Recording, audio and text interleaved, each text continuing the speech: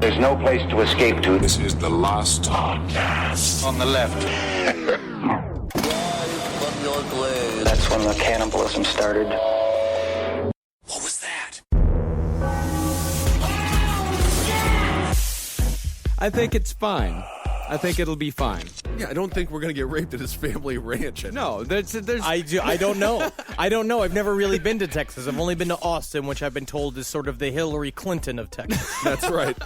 The big fraudulent, wide-bodied, serious haircut part of Texas. Or is that the rest of Texas? And is Austin the Bill Clinton of Texas? Austin's the Bernie. The rest of Texas is the Hillary. All right, welcome to the last podcast on the left, everyone. I'm Ben Kissel, looking at the beautiful Marcus Parks. Hey. With us, as always, we got this guy. I'm Henry Zabrowski, Okay. and I always will be.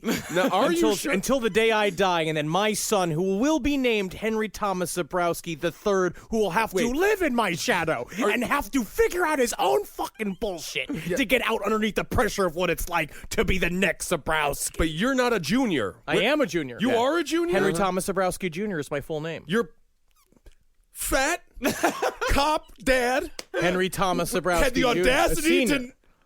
He is a senior. I am in his legacy. There is nothing more egotistical than making your kid a junior when you're a failure. He is not a failure. He's a civil servant. And what do we know about civil servants? They are the feet to the body that is America. All right. So today's subject matter, I'm so excited. It's paranormal photography. And technology. And technology. Okay, now, all right, Jebediah, I want you to smile for the camera. We have it all set up. Please smile for the digital camera. Get out! No. I understand you want us to get out. This is your final resting place, but just for a second. I'm just trying to get a picture. Get out! Piggy goes. Piggy went. Piggy has much blood to spend. What? Something's weird about this Sears portrait studio. I'm really sick of these crude ghost rhymes. Just want a wood background.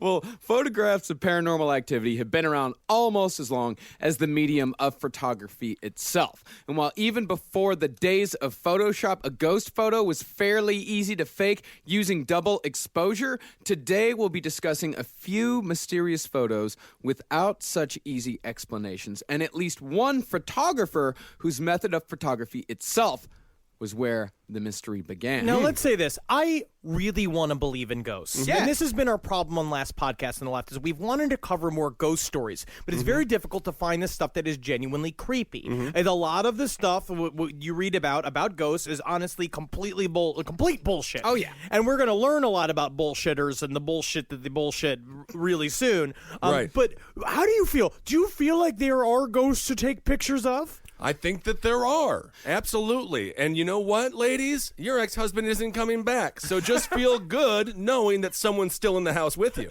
Or do we think that they are just reflections of the consciousness of pure energies on the floor of a holographic background of a wormhole? I like ghosts better. That's what Daniel Rountree believes. And we'll definitely get to Daniel Rountree. But before we get to Daniel Rountree, let's start with the highest order of bullshit that it is contained within the phenomenon of paranormal photography, orbs. You watch what you be saying about orbs. I got a whole collection of orbs, and they're my family. Is that right? They are my brothers and my sisters, because they all died the last ones died in a fire. And now all I have are these precious pictures of orbs, all available to you for only $29.95. You're selling your family pictures? Yes. There's my mom right there. It's right next to this picture of a tomato. Yeah, you can see that right there. It's a big pink orb because that was the shape of the bottom of her belly. Isn't that nice? Now, spirit orbs are small spherical blobs of light that sometimes show up in photographs, particularly flash photography done in dark spaces. And while some claim that these orbs are visual representations of spirits, the phenomenon is among the most easily debunked claims made by the paranormal community. The rise of the spirit orb phenomenon coincided almost perfectly with the proliferation of digital cameras. And while orbs occasionally showed up on pictures taken with traditional film, sightings have exploded since digital cameras became the norm. I think I would actually love the idea of being an orb. You know, I was never good at playing baseball, but maybe I could be the baseball. Yeah. You know, people could throw me around the walls and stuff like that. And you'd finally be light and fun instead of long and dark. That's correct. I want to be an orb. Yeah, you'd be like the little Cinderella fairies, but it'd be like you'd show up and be like, "You got any beer? Yeah, you guys got any loose jerky laying around?" Or you just go into like a singles bar and go like, "Hey, what's going on, lady? I can grant you a wish. The only way I can do that is if I get a smell of your vulva." And then you could go up girls' skirts and live inside their vaginas like you've always wanted to. Oh, my God. Now, believers say the reason why the phenomenon coincides so neatly with the technology is because digital cameras are able to pick up paranormal activity in ways that traditional film can't. Oh, God, what is that? Oh, I'm up to my knees in horse shit. Oh, is that something? Now, skeptics say the exact same thing, but use the fact that digital cameras pick up objects that normal film can't to debunk the claim. I feel like that's got to be a big blow when they use the same reason that you just said. When you're talking to a scientist and you're like, but the technology has gotten so incredible that it catches all these orbs. And he's just like, exactly.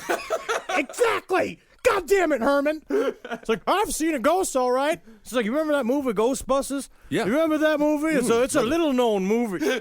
And there was when that fat man, the Blues Brother, he laid down on the bed, and then the ghost whipped down and kind of pulled down the zip of his pants, and I guess it alluded to the fact that he gave him a little bit of a blowjob. And I tell you what, it's completely real, except when it was done to me, it was the ghost's ass.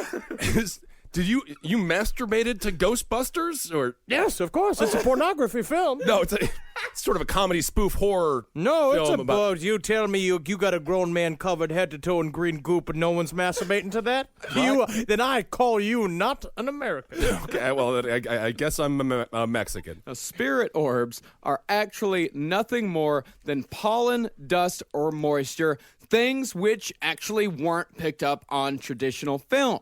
And as far as why spirit orbs are more prevalent in supposedly haunted locations is simply because most of these places are abandoned and dirty. So when you're walking around yelling at ghosts, of course all of the dust is going to get kicked up. Yeah, your new black ghost hunting sketchers are kicking up dust bunnies everywhere. I feel like you guys are being too cynical about the reality that ghosts are orbs. I mean, that's just a fact. It's not a fact. The reason why they show up in graveyards is because graveyards are in fields with grass. And when you're walking around, a bunch of pollen gets fucking knocked up. Oh, well, you've never been to a Wisconsin graveyard. And that's got to make the ghost stalker's data man Mortimer like furious with his allergies, being like, "Well, I could tell that there's a ghost here because I'm getting dry throated and my eyes are red, and I gotta tell ghost activity is quite heavy in here because so give me a ghost handkerchief. Oh, You're allergic to paranormal activity. yes, ghosts are filled with hay. Is that right? Not pollen, though. No, pollen only gets you allergic to it if you're Chinese. I don't know. Get out of here. I gotta look at my EMF machine. It's going to zippity zappity. Troy Taylor, the president of the American Ghost Society and paranormal photography expert, I'm on his side. He put it perfectly. I find the whole idea of orbs to be more than a little insulting. It insinuates that when I die, I will show up as this pathetic blob on someone's camera to be displayed to the whole internet like an 8-pound catfish mounted on the wall. It's a great reward. I mean, who doesn't want to be mounted on somebody's wall? You think two catfish sit around and be like, man, I hope they don't eat me. I hope they stuff me. I think that's true, yes. Now, that same researcher said that orbophiles, as he calls orb enthusiasts, have again and again contacted him, saying that he has quote-unquote orb envy because his pictures don't have enough orbs in them. I love that. Whatever. But I do. That's a bit of a orbophile is kind of an insulting term, isn't it? Well, he means it to be insulting. He's being pedantic. Yeah, these are underage ghosts being lured into some sort of bizarre ghost fan so they can be had sex with by a man with a mustache. But I understand wanting to go ghost hunting. It's a fucking blast. It's fun to go walk around an old abandoned church or an old graveyard. It'd be nice if some of these paranormal groups had a couple of like hot women in it, or even hot dudes in it, so they could all make out in the graveyards. Because to me, that's the whole point, is that you take the person you find hot out to the fucking the old church or the old graveyard, and you get them like, man, I hope this is not the night the ragged phantom comes. It's like, I've heard the only way to keep him from killing us in our sleep is that you gotta touch my penis. So that's actually sort of a sexual entrapment. No. does seem a little bit Everybody nefarious. agrees. Everybody knows. You're using a little bit of fear to make everybody wet. She wanted to go hunt a ghost, but then you went out because you wanted to hunt her. I wanted to hunt some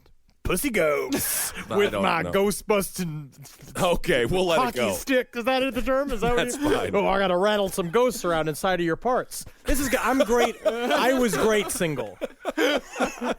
No, when you start doing heavy research on orbs, it becomes painfully obvious that the people who are most vocal about their belief in orbs are also the same people who have something to sell or promote. And as Troy Taylor says, and it's opinion that we all agree with, I have not changed my mind about the fact that random ghost hunting is not an investigation.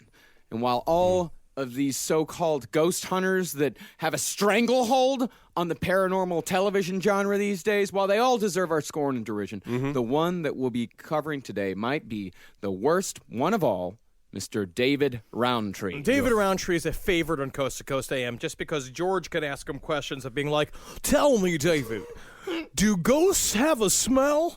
And then David Rountree is like, yes, George, they absolutely do. And you know what that smell is? I'd say caramel.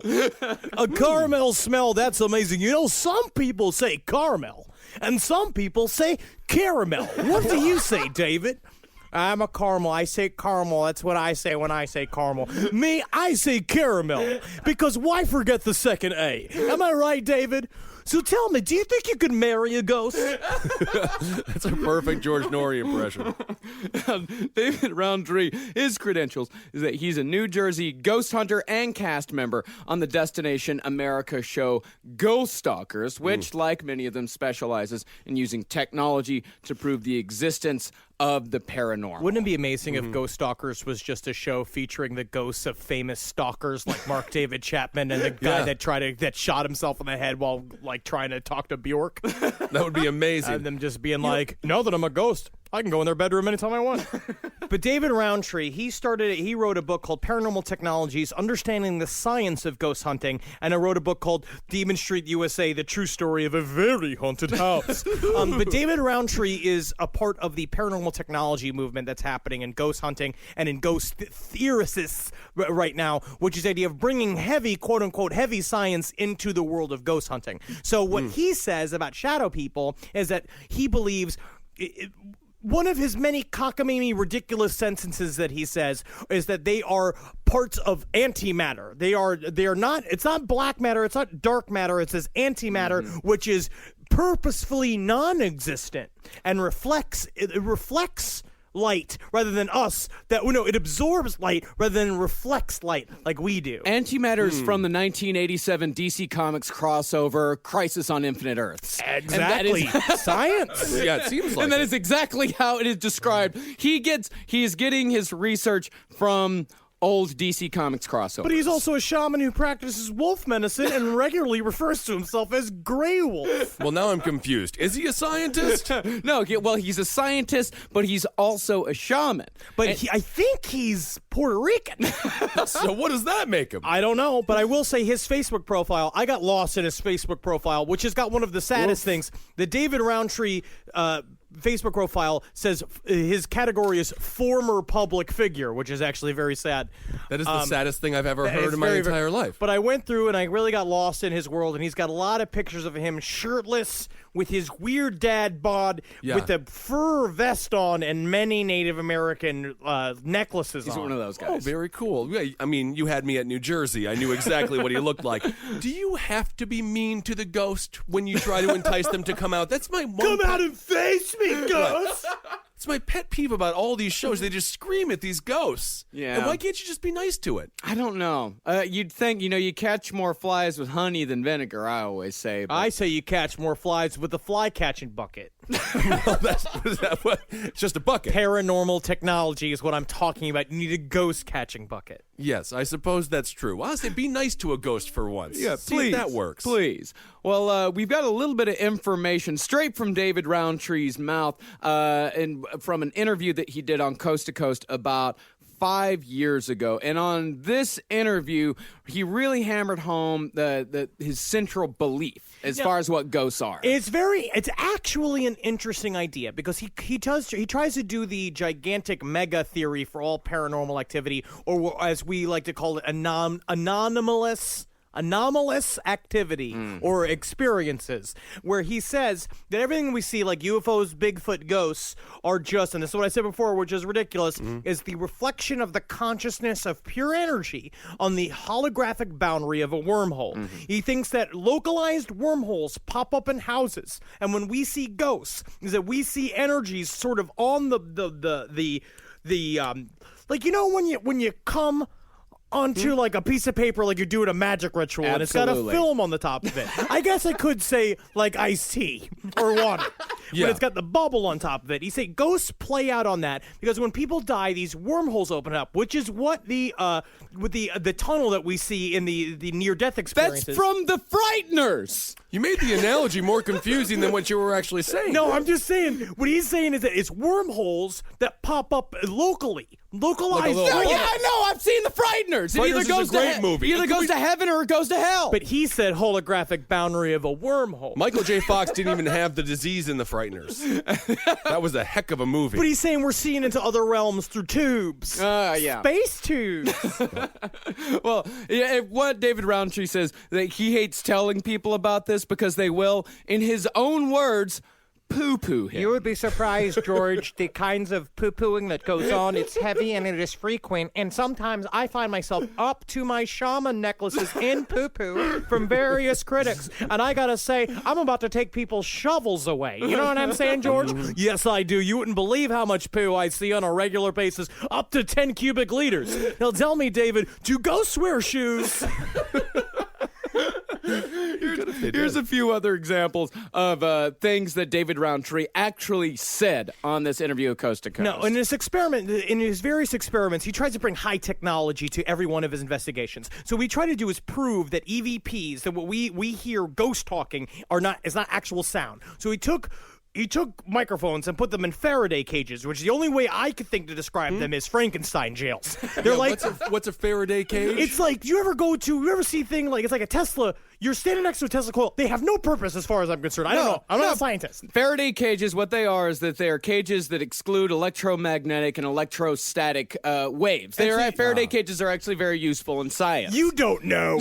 When have you used them in science? I've never done science, Exactly. but I read. Exactly. I read. I Henry. poo-poo what you say. He works with... What's that sound there? Okay, That's guys. me scraping poo-poo off the poo-poo deck. Oh, my God. Henry, please don't poo-poo Marcus's ideas. I'm fucking chock full of it. Well, no, all right, I had a lot of knowledge flax this morning from the readings I've done, and so my poo-poo is loose. Okay. And he did not prove that EVPs were not sound. Well, he says that he recorded something, but the thing is that he shows it. In order to prove an EVP is real, what he does is he shows it to 5 people, and if each one of them says that they hear the same exact thing, then he says it's real. But he says he's only encountered about 10 of those in the entire time he's been doing investigating, which is about 20 years. It's an anti-noise noise? You're an anti-noise. What? No, why? Now you're poo-pooing me? Marcus. Henry is going poo-poo Henry, crazy. stop poo-poo. You're poo-pooing too much. I'm about to put some rubber gloves on because the poo-poo is about to get up underneath my fingernails. I'll be grabbing it so firmly and mushing it into your perfect hair, Ben Kissel. Thank you so much. Now, Henry, I want to ask you this. Why does he want to change the word paranormal, spelled P-A-R-A normal, to paranormal, P-A-R-E normal? Paranormal sounds like it's more than normal, right? Paranormal is remaking it normal. That is what he said. That is what he said. Is that he's going to use science to show, which is what people talk about with studying paranormal activity a lot, which is that it's not magic, it's undiscovered science. The way he did it makes him sound like an asshole. Interesting. He said the best way. So this is one of my favorite ones, is that in order to tell the size of cold spots in rooms, they take the temperature, they take the thermometers, and they throw them across the room. And if they don't break, they can get an accurate reading. But he's like, but you'd be surprised, George, how many microphones we go through in an investigation. That's how Agent Dale Cooper tried to solve the mystery of his dreams in Twin Peaks. Exactly, true sources. Yes. Well, he likes good things. He likes good comics and good TV shows, good movies as well. And He does have fantastic taste. He does. Frighteners is a great deep cut to learn about how to catch a ghost. Yes, and Gary Busey's son, Jake Busey, very good. He was very good. Very good. Everyone was very good in Also, Michael J. Fox before he became a human drink mixer. I already mentioned that he wasn't very doing sad. that. It's very sad. And Jeff Combs just being himself. Ooh, well, it's all he needs to be. Now, speaking of equipment, he says the main problem with ghost data is that for some reason they cannot permanently record the dial reading. So he's like, a lot of times you literally have to trust that the guy running the sound cart just heard a ghost say, "Hey, I think one of you farted here." Where he's just like, the things bounce. And they have no proof. Right. And then he says, now all of his various, so how you know that he's a true scientist is that he used a bunch of shit, like he says, anecdotal event, casualty, correlation. He says stuff like differentials all the time. Byproducts of the effects on the environment. I don't know what he said. And then he also is saying that the reason why he knows that ghosts come from wormholes is because he said ion increases happen quite often during ghost scientists, which I still don't really understand. But the problem is that ion meters, in order to measure ion, which I don't even know what any of this means, where the ions jumping up and down. He's counting on you not knowing what it means. Exactly. But he said, again, that not only, then he disapproved himself. He's like, but the problem with ion meters is that they're notoriously inaccurate. The best ion meter you can have is only 5% accurate. What does that even mean? I don't know. It's not accurate. And then it's not good. But then he also says that there's spikes in gamma radiation that occur because of subatomic annihilation. What is being annihilated and what is doing the annihilation? Shut up! We're in an interesting spot right now because we're hearing information that's so stupid I can't understand it, which is making me feel dumb. But I should feel smart for not understanding this because it's so stupid. It's the problem is that you're trying to put science in paranormal activity research, and I actually really believe in it, right? Yeah, I really want the hard data to show us that ghosts are real. I want a fucking alien's cock in a jar. I want to be looking at it. I want to ding, ding, ding, ding, ding, ding, ding. I want to jiggle around in a jar. I want to see it. I completely agree with him. But the problem is you have charlatans like him who come in and throw a bunch of nonsense science words at everybody, which gets him booked on a television show where they think he's a scientist, and it's all horseshit. I mean, if I was producing a TV show, I'd book him. Yes. It's fun. Yeah, I mean, he's a great guest, but he's a terrible person. For in addition to all of his bullshittery, he's also one of those guys who lies about his military service. He claims that while he did serve in Vietnam, he did actually do that, but he claimed that he got the Silver Star, 2 Bronze Stars, and a Purple Heart. And he also said that he was there at the fall of Saigon, and just a dozen different inconsistencies is found in his story. But Rountree has refused to, could very easily release documentation to prove his claims, but he has refused, saying on Facebook, quote, "My life never has been and never will be an open book. Deal with it." Winky face emoji. Oh, he winky faced it. He did a meme. He did the deal with it meme. yeah, you did.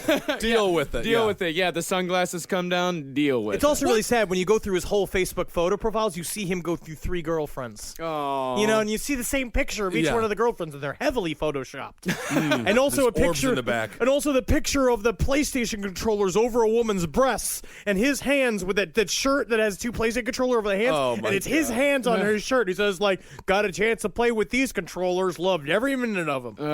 What did Vietnam do to these people? My uncle's a piece of shit. I'll tell you that. God. Yeah, and when he was pressed further on releasing this documentation, he doxed his accusers and wrote that he has, quote, a rather long hit list, and shortly after posting a selfie in which he was pointing a rather large gun at the camera, he wrote the caption, to my enemies. Fuck So yeah. he's like Steve Buscemi from Billy Madison. He's Yes. just ready to go. Yes, and he had his daughter take the picture of him holding the gun up against the lens of Yeah. the fucking camera. That would have been a fun I story. will say, if you do think you've wronged this man, give him a call. give him a call. Just give him a call. Just tell him, hey, thinking about you. But I actually think there's some So what he says that all of his readings point to this wormhole theory, and I think there is something to the idea of many possible. dimensions. Yes. The way our brains sort of receive the many dimensions. I think that it's. I get that. Yeah. But the problem is that a man like this is sort of like what we deal with in the UFO world with disinformation,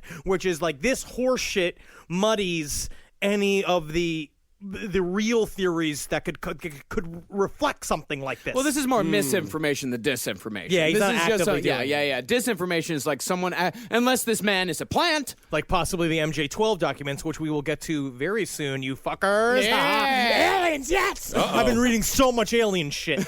I don't trust anything that you say. Now I'm on a new, I'll say this real quick, I'm on a new thread, which is, if the hoaxers are hoaxing us, right? If UFOs, if the picking up of UFO ships and having alien bodies, if that is also a hoax administered by the U.S. government, why are they doing that? Right? If they're not even trying to hide alien bodies, what are they trying to fucking hide? So the hoaxers are hoaxing us? Oh yeah, it's an onion. It's a pretty big onion. And I've been shouting about it quite a bit. That's good. That's very good. Things are going well career-wise. Yes, good, You can good. tell by the more I scream about aliens. No, while David Rountree is without a doubt a fraud and a generally terrible human being, there are actually some ghost photos that exist that merit some actually serious discussion. Quite a few, in fact. And there's some creepy ass shit. Yeah. And that's what we wanted to do today, because we want to make sure that you're afraid that the brown woman is going to come out of your ass. No, not the brown woman, the brown lady. I'm so Please, sorry. she is a noble woman. Brown woman is Oprah Winfrey. No, you can't say that. You can't say that? No, I don't think you can say that. Oh, so it's Shonda Rhimes?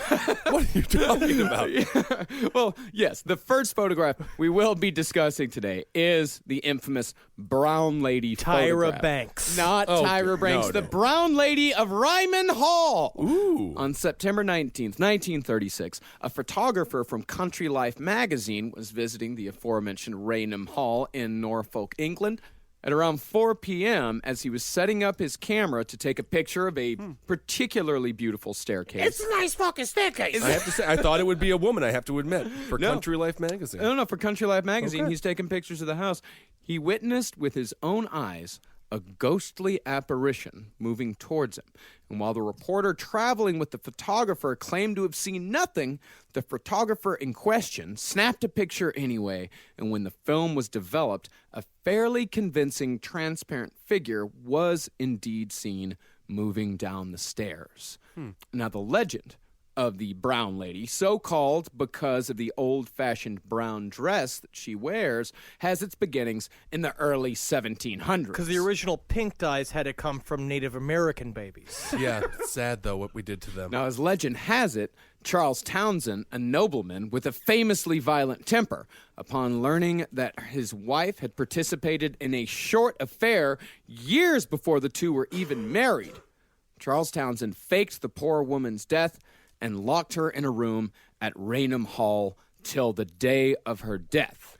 I mean, don't you usually kick your girlfriend or wife out after you find out about an No, affair? But no, you just no, kept Not her in, in seven, the- not in 1726. You keep Absolutely them not. closer. I thought it was the get out of here, but he's like, come in here. No. It's like you make them their own little world where they're the only girlfriend that exists in that room. Yeah, all right.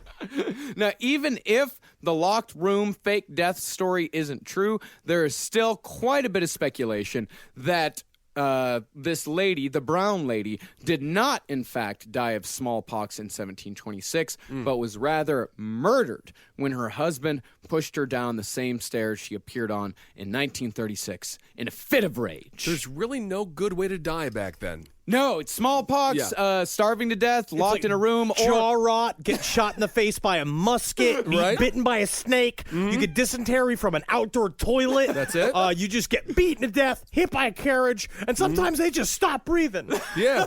Maybe stomped on by some cows. You're giving birth to a baby, it gets stuck up against your hole, and then just goes until it fucking mixes up your fucking insides, Right. and then you die going, while the father just sits sipping brandy, smoking a cigar, saying, unfortunate. Better get another one. Men did great. Men were having a fine time. A little bit of a better time, I suppose. Wool rashes was bad. But I was thinking about, how disgusting. It's a terrible death to die flying down a flight of stairs. You break your neck or Yeah, your bone. she broke her neck, supposedly. But that's quick. Good. Is it that quick? Yeah, it's kind of fun, actually. I think that's kind of a fun way to go. The stairs? I say the worst way to go is bleeding out your ass until you die inside of a porta potty. Yeah. I actually don't know. That could feel refreshing. Well, the first recorded sighting of the brown lady's ghost came on Christmas, 1835, over 100 years after her death. One Colonel Loftus reported that as he lay in bed Christmas night, a woman in a brown dress approached him, and as her glowing face drew near, he saw that her eyes were nothing more than empty sockets. Hot. Lay her down and put some hard-boiled eggs in them. Crack those open. For fun. And the colonel left Raymond House that night, with most of the household staff following him the next day. Can you imagine the shrieking of a colonel like running up? What What do you think? Do you go with him or not? You're sleeping? You didn't see the ghost? Get the fuck out of there! You go? Yeah, Okay. it's 1836. You can get another servant's job. I want to see the goddamn ghost. Yeah, exactly. Well, that's where the next sighting comes in. That happened only 1 year later in 1836. This time, the witness was Captain Frederick Marryat, who was a pioneer of the sea novel. The captain was staying at Ryman House for the express purpose of dispelling the haunting rumors, saying that the whole thing was just a cover for local smugglers, hoping to scare away anyone who might come across their operation, also known as the Scooby-Doo Gambit. Is that what you made up? I like that. The idea is that just a bunch of people walk around with like sheets on, going like, "Oh, leave your wallet. Oh, the only way I will ever peacefully rest is if you give me those Air Jordans." I don't know if they had Air Jordans back then. No. Now, while the first 2 nights passed without incident, the third would prove to be the most eventful. Captain Marryat, a gregarious fellow, had spent that night visiting with some of Raynham House's permanent residents, playing with guns. And upon returning to his room to turn in for the night, the captain happened to tuck a small pistol into the pocket of his nightgown. for Because how protection. else would he not know that his penis didn't work anymore? That's right. And as he walked down the hallway back to his room, he noticed a woman at the end of the hall carrying a lamp, slowly approaching. And the captain, being a modest Victorian, quickly hid in one of the hallway closets, keeping the door cracked open just enough to make sure he knew when the woman had passed by, and he could then continue on his way. But as the figure drew nearer, the captain recognized her from a portrait that had hung above the bed in the guest room. It was indeed the brown lady of Ryman Hall, and even though the captain had not made a sound, the apparition stopped at the exact spot where he was hiding, turned her head, and grinned. Now, after the woman turned and grinned her diabolical smile at the captain, not taking any chances, immediately opened fire on the ghost, firing 2 shots into her head. The brown lady quickly vanished, the only evidence of the incident being 2 bullets lodged in the door opposite the captain. And that captain was the great-great-great-grandfather of famous American George Zimmerman. I knew you were going to say George Zimmerman. I knew it so hard. Now, the photographer of the infamous stairway photo was the last person to witness the brown lady of Ryman Hall, and although no one has been able to conclusively prove that the photo is a fake, there are a few theories as to how it could have been done. Because there's the thing Marcus and I were talking about earlier when we were talking about the episode, is that it seems like, I don't know whether or not it was much easier to fake a ghost picture back in the day than it is now, or if it was actually much harder. I think it would be much harder, wouldn't it be? Well, what they used to do, like all of the like we're really the only photos that we're talking about today are the ones that haven't been conclusively debunked. Yes. There are thousands of fake ghost photos that were made in these days because it was actually extremely easy to do. What they would do, it was a double exposure, is that they would just expose part of one photo over the setting of another photo, and it would create like a transparent, ghost-like image. And so, and on this picture, they say, maybe a way it could have been faked was by smearing grease on the lens. Yeah, because it's not a clear figure. Like, it's merely, it's human shaped. But he does. It's a haunting picture, and we're putting together a photo album of all of these pictures, and it's very it feels real. Yeah, But it really does. It really does feel what do real. I know? I smoke weed as soon as I'm not talking. See, I great. don't smoke weed, so I can also say that it feels real from a sober and clear-headed perspective, I might add. All right, there we go. Poo-poo, I poo-poo on you. Uh-oh. Poo-poo alert. Now, some people say that, yes, it could have been a smudge on the camera. They say he possibly used grease or Vaseline, something like that. Others said it could have been an accidental double exposure or that light somehow got into a camera, but that doesn't explain, the accidental theory doesn't explain why the photographer on site witnessed the ghost. This was the 1800s? No, this is 1936. You don't waste Vaseline in 1936. You don't waste it. No way. Now, the only full-on attempt at debunking was done by a pair of Hollywood magicians named John Booth and Ron Wilson. Using a similar camera and taking a long exposure of Ron walking down the stairs of the Magic Castle in Hollywood, the two were able to make a reasonable facsimile of the brown lady photograph. We're not saying it's real, but it could be. No, the people who debunked it are magicians. They're liars. That's what they do for a job. But you should watch the documentary An Honest Liar. Oh, it's a great documentary. It's amazing. It's John Randy? I forget the name. The Amazing It's on Randy. Netflix. The Amazing Randy, and it's all about he was a professional magician that made a whole career on debunking. Essentially, his main enemy was Uri Geller. Right. But he also went and attacked several gigantic, super pastors and all that shit in their ways, their healing processes, which is very interesting. But yeah, that's a magician's job, though. That's how he put it, is that a magician's job is to sort of protect the lie. Yeah.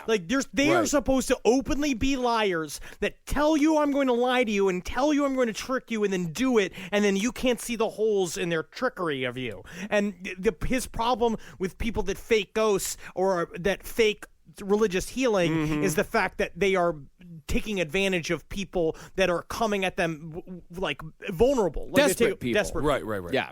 So the other ghost that has been photographed in England is the ghost of Newby Church up in Yorkshire. Now, it's among the most famous of all ghost photos, and this one, taken in 1963, shows an almost 9-foot-tall figure wearing a black robe and a white shroud with 2 dark holes where the eyes should be, cover its face, possibly to mask leprosy or another disfigurement. He stands in front of the church rectory, tall and thin. The creature is semi-transparent, which suggests that the picture might be a double exposure, but multiple experts who have examined the photograph over the years found no abnormalities of the type. It's very easy to spot. If you know what to look for on these old photos, it's very easy to spot a double exposure. Okay, so even if it is double exposure, there's still a 9-foot giant in the town. Yes. Is that right? That they had to come and probably pay him 5 shillings and the newly invented peanut butter, a whole bucket of it, to put his shroud on. He's like, "Sir, I stand near the organ. When do I get to go?" Maybe he's a very nice giant. No, there's never one. Yes, there are some. You're technically the nicest giant I've ever seen. I'm the only one. And you're prickly. Oh my God, I'm not prickly. Now, the strange thing about the Newby Church photo is that Newby Church itself has never had any reportings of hauntings before the photo was taken or after the photo was taken. And the picture was taken by Reverend K.F. Lord, who at the time reported no apparition whatsoever being present. Now, it is entirely in the realm of possibility that the figure in question is just a projection. But this would have taken a fair amount of fairly complicated equipment, and where a reverend from Yorkshire, also known as the Texas of Europe, where he got this equipment, or what his motivation might be for faking such a photo, Those are mysteries. Yeah, they're bog people. Yeah. I actually don't. I don't know anything about Yorkshire, but it just seems like I know about the pudding, but then I just feel like most of the people also look like the Yorkshire puddings. I know enough about Yorkshire. They're nice people. I'm not saying they're bad. I'm just saying they're of a type, and I'm saying that there's a whole bunch of bog people down there that are like they're not faking pictures of ghosts. They're too busy getting too drunk to put their thatch huts together. Well, that's not a bad person. That's just a drunk person. Now, it isn't just young, beautiful socialites or mysterious leper monks who show up in these photographs. Two of the creepiest examples involve visits from a much more mundane sort, the elderly. These are the pictures that really do creep me out because they're so real, and a part of it is just true where it's just like, have you ever spent time alone with a really, really old person? Yeah, I once watched my great-aunt Bilo rip apart a teddy bear with her bare hands. How'd that go for you?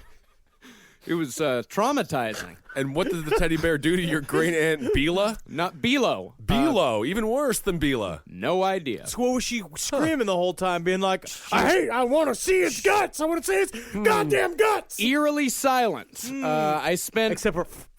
I only watched her out of the corner of my eye. I'd spent most of the time focusing on the Whataburger that was outside the window. Terrifying.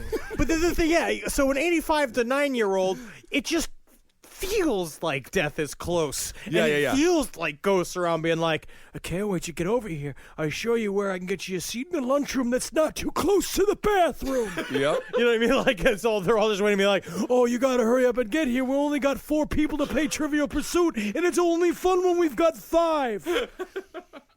Now, the first example comes from a Mrs. Maybelle Chinnery. One day, as she was visiting her mother's grave in 1959, Maybelle, for some reason, snapped a photo of her husband while he was waiting in the car as he refused to visit the grave of his mother. I won't go. I love that guy. I refuse to see your grave. I like the car. It's nice and warm in here. You can't make me go. I hate putting flowers on things, and I hate things written in stone. You know why? Because I hate permanence. That's a good point. I won't leave. Now, when the film was developed, the couple noticed a shadowy figure lurking in the back seat. And on further inspection, Mabel discovered that the figure was a dead ringer for her dead mother, whose grave they were visiting that day.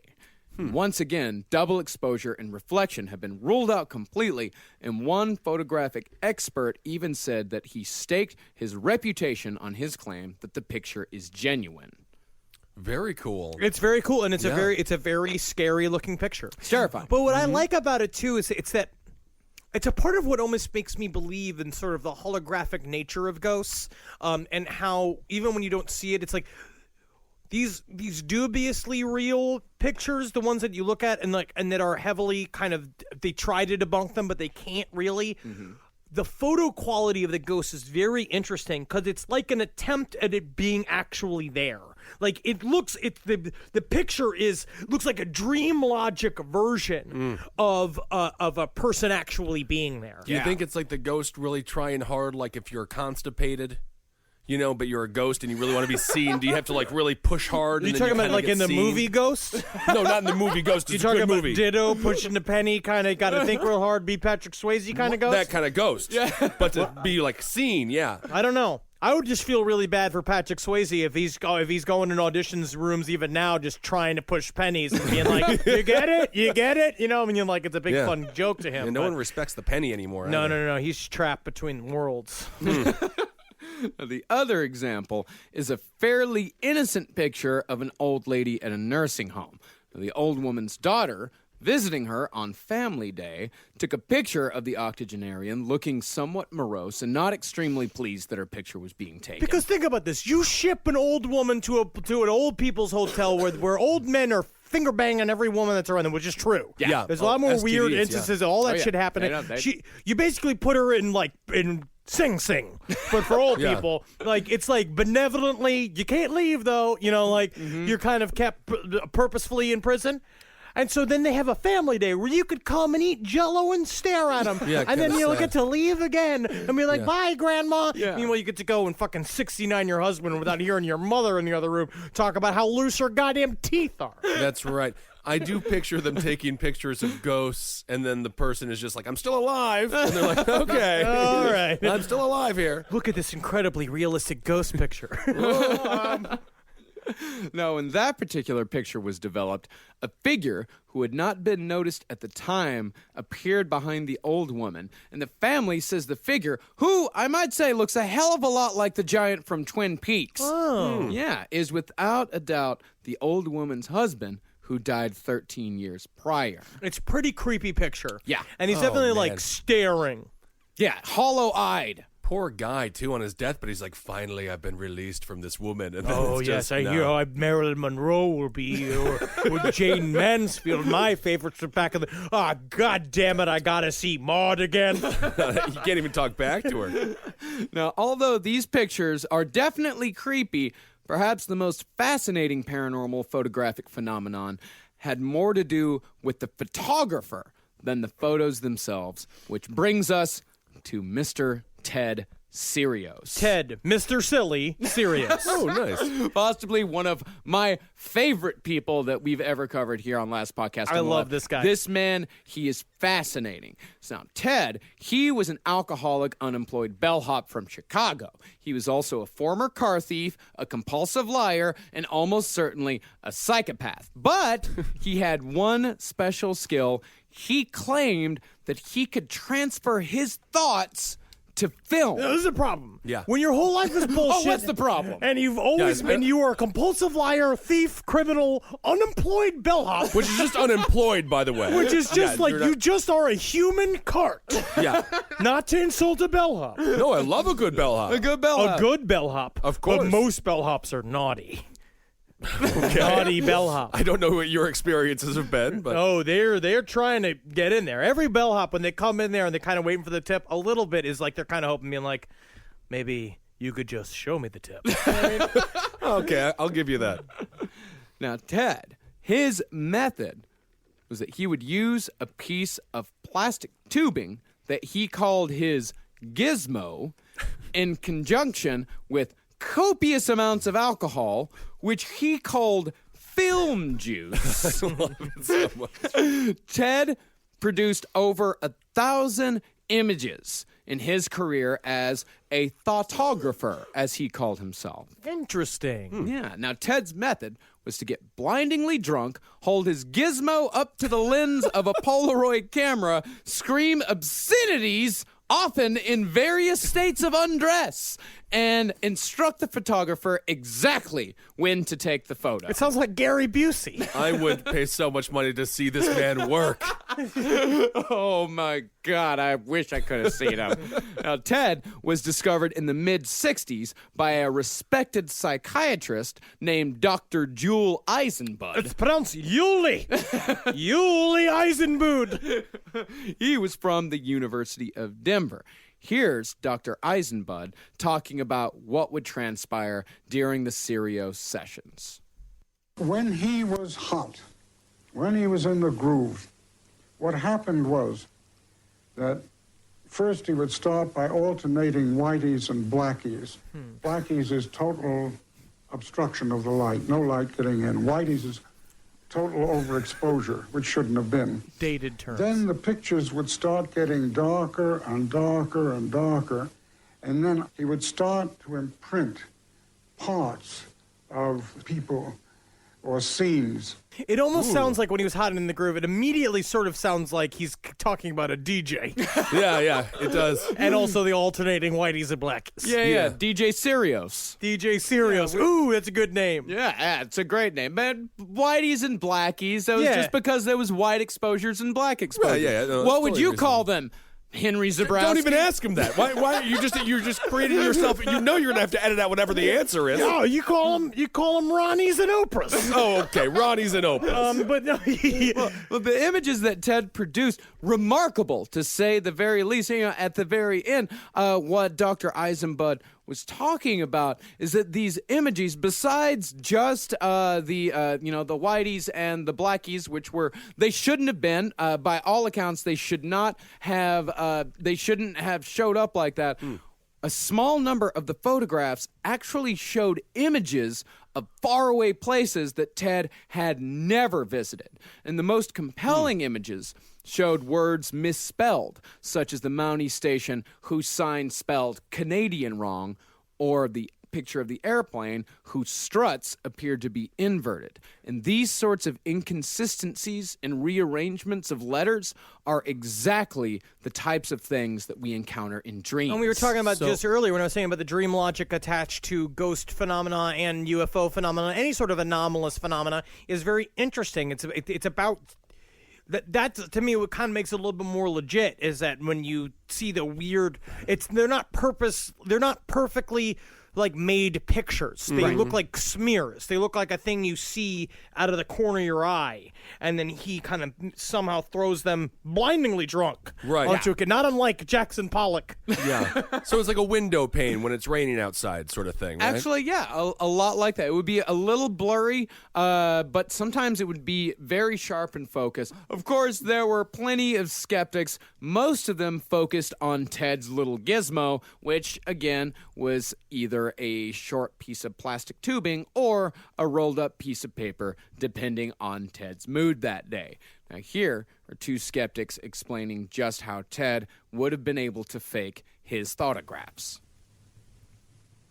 Charles Reynolds and David Eisendrath, experts in both photography and conjuring, speculate that Ted might have used the gizmo to hide a pocket magnifying lens with a tiny slide stuck on the end. By taking a piece of a transparency, a piece of a photographic transparency, and fastening it across the end, when light passes through the transparency and then through the lens, is picked up by the optical system of the Polaroid camera, and voila, it becomes a photographic image. Somebody has a wedgie callus. Uh-oh. The main problem, though, is that in order to take the pictures they show later on, is that you had to put the tube flat against the camera lens while they took the picture. But the problem is that he was, part of the thing that makes it seem that explanation less legit was how hammered Ted was. Yeah. Ted would get so hammered and so belligerent. When you see footage of the actual process, he's running around going he's just going go, fuck you to the camera. They're trying to bleep it out. And he's like, the little device hardly hits the camera. Yeah. But the skeptics actually say use the exact same thing. Yeah, and they say that it is actually an old magician's trick is to cause chaos. It's misdirection. True. Ah, yeah. Yes. But although that definitely is compelling, it doesn't explain Ted's second method of thoughtography.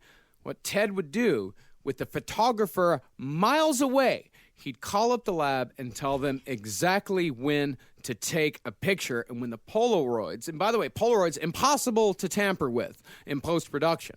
When the Polaroids came into focus, the researchers found that the pictures would be completely blacked out, even though there was nothing blocking the lens, and there was plenty of light in the room. Cool. And Ted's last photograph was taken on June 15th, 1967. It was an unusually sharp picture of a set of red curtains. And Ted somehow survived into the 21st century and died in 2006, and the mystery of thoughtography died with him. Interesting. Well, he's just one of those guys that just lived with spite. He just lived to be like, you're all telling me I'm supposed to die, but I'll tell you what I'm going to do. Drink until everybody leaves me alone. Amazing. He had a very long life. Yeah, he had an extremely long life. Yeah, I mean, when he was doing for this... a screaming alcoholic psychic photographer. For even a vegan who was sober, he had a long life. Yeah, I mean, he was when I've seen the videos of him in 1967, he looked near middle-aged, but with alcoholic bellhops, it's real hard to gauge exactly how old they are. Especially when they're unemployed bellhops. Yeah, a lot of time on their hands. Wow, all right, great episode about paranormal photography and technology. But I still don't ever want to take away from the ghost argument. I want ghosts to be real. We all do. I believe there is something to, and again, we're going to find later on in life, I think 100 years from now, there will finally be that gigantic theory that ties together ghosts and aliens and Bigfoot. I think there is something to all of that phenomena put together. That's why we see ghosts in the same place we see UFOs, that we see Sasquatch. It all happens. There are places that have high, I want to say, psychic energy to them. Well, reality is thin. I believe it. I believe it entirely. And you could change your reality. You fuckers. That's believing in yourself. You can change your reality, indeed. All right, well, let's see here. What do we do now? Right off to up top, man, I want to thank the city of Baltimore for showing us such an amazing fucking time Thank you weekend. for not killing us, Baltimore. Oh, it was such an incredible, incredible show. That was one of the best weekends I've had in I don't know how long. I love your city. It's fantastic. We all love your city. We cannot wait to come back. And because of the success of this one, we're definitely planning a lot more live shows. Because of the success of this one and because of the success of our Patreon campaign, which thank you guys so much. Go to patreon.com to give to our Patreon campaign. Because of all this, we're going to be doing a lot more live shows this summer. We're looking at shows in Atlanta. We're looking at shows in Baltimore again. We're looking at shows in Chicago. This is what we're trying to get it done. Yeah, absolutely. And we will make a solemn promise to you right now, even though the shows might be a day or two late here and there as we're traveling, we're still going to be putting out episodes every single week. So don't you fucking worry about that. Don't you fucking ever worry about it Well, for a second. I don't think they were worried about it. You just wake up. If you just fell asleep at this podcast, you wake up, the world's on fire. Projecting a little bit, I think. I'm just saying we're fine. We want to do the show. We love it. We love the show. This is the only thing I have it's the only to put my thoughts out into the universe. That's good. Well, it's nice to get them out there. Thank God, right? Because if not, they just sit in my brain. Like my brain is a casket for ideas. That's terrible. Your ideas should not sit in a casket. No. They need to be expressed. If you guys want your last podcast on the left t-shirt, go to cavecomedyradio.com/merch. And once you get it, go to our Facebook page and post a selfie of yourself. I love seeing the selfies of people with the t-shirts. It's super cool. You can find Marcus Parks on Twitter, at Marcus Parks, and on at Instagram. Dr. Fantasty, that's Henry on Instagram, and Henry Loves You on Twitter. Yeah, and LP on the left for our last podcast Instagram. So. Yeah, and go listen to my new radio show, Lucky Bone Show, mixcloud.com/Marcus Parks. It's all Marcus Parks, all of it. I'm on Twitter at Ben Kissel, and check out Abe Lincoln's Top Hat to follow the politics and stuff like that. We just had an ex-CIA agent on, Mike Baker. That was fun. People are really loving this episode. It's really interesting. And you spill any beans? No, I asked him about reptilians towards the end. He got a little shaky. He did get nervous. Yeah, I would have gotten in his face physically. Well, he was far away. It was a phone conversation. I would have. Yeah, I want to meet him. No. No, it's a really interesting insight into the CIA from a person who actually worked in the CIA for decades at a time. And then, of course, the Round Table of Gentlemen as well. Check out those shows. And I guess I'm just going to say, hail yourselves. I'm going to say, Halgeen. Hail Satan, the one true Lord. Hey there, fuckers. This is Hong Kong Henry Zabrowski, and I want to remind you to watch my special on Netflix coming out March 11th at midnight from the series called The Characters. You're going to see mine. You'll recognize my body in it, hopefully. And spread the word that you know and I know that I'm doing the good work of our true Lord and Savior, Satan himself, with making as much nude, bush hair showing comedy as possible. All right? So you fucking do that. Hail Satan.